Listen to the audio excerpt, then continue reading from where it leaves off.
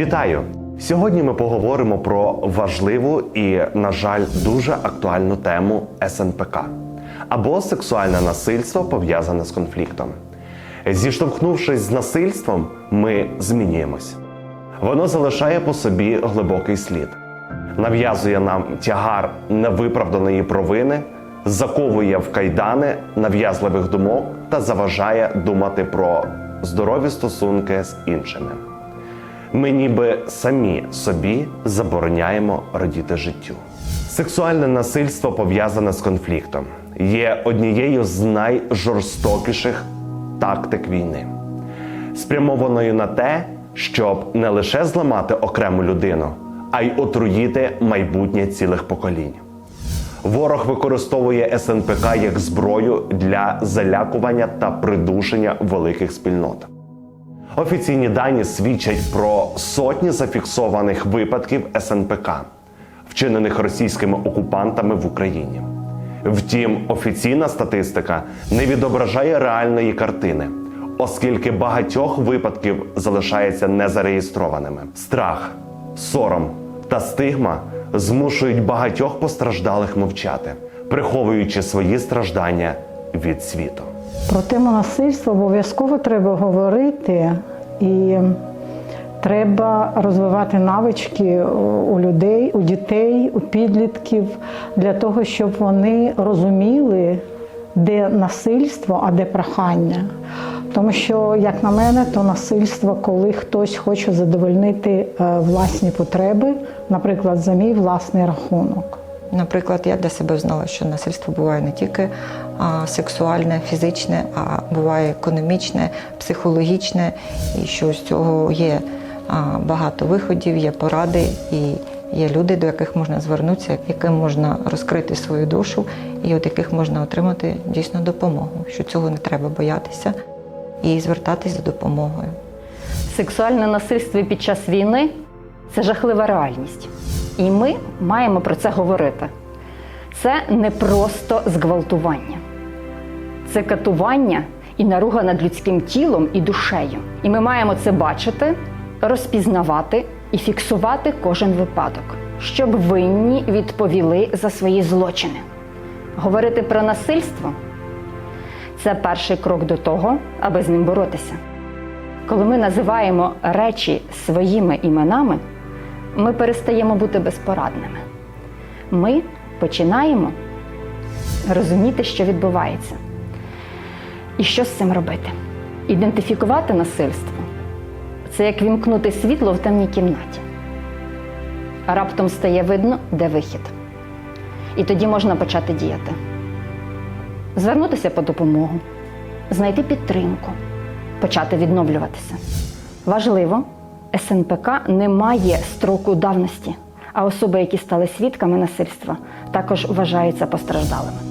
Сексуальне насильство під час війни – це не просто побічний ефект конфлікту.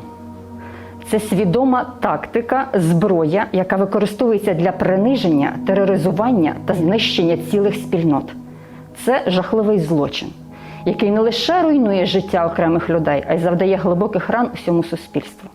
Це спроба стерти ідентичність, знищити культуру, позбавити людей гідності і людяності. Це вияв найглибшої ненависті та зневаги до людського життя.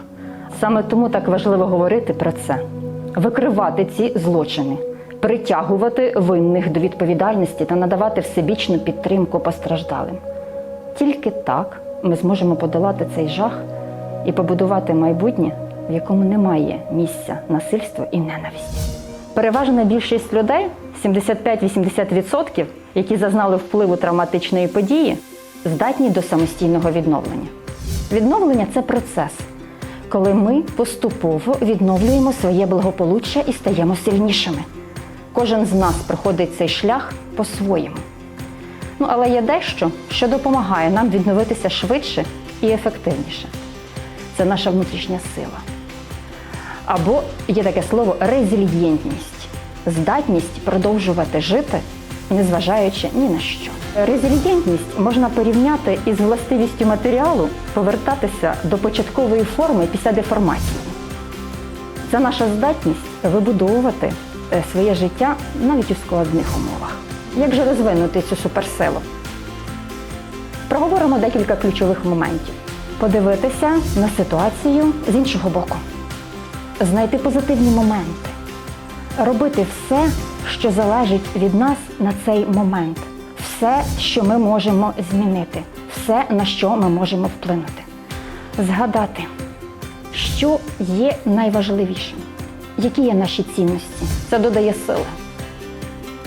Не забувати про сон, харчування, фізичні вправи і відпочинок. Бо це турбота про себе.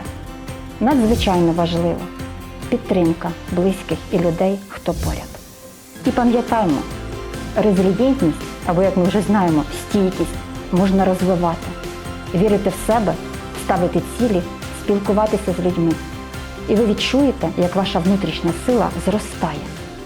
Є ще один важливий аспект – це безперервність життя. Після травматичної події важливо відновити звичний ритм життя, повернутися до своїх соціальних обов'язків, спілкуватися з близькими, робити, можна сказати, рутинну роботу, але повернутися те, що ми робили зазвичай, весь час. Адже життя триває, а відновлення – це процес.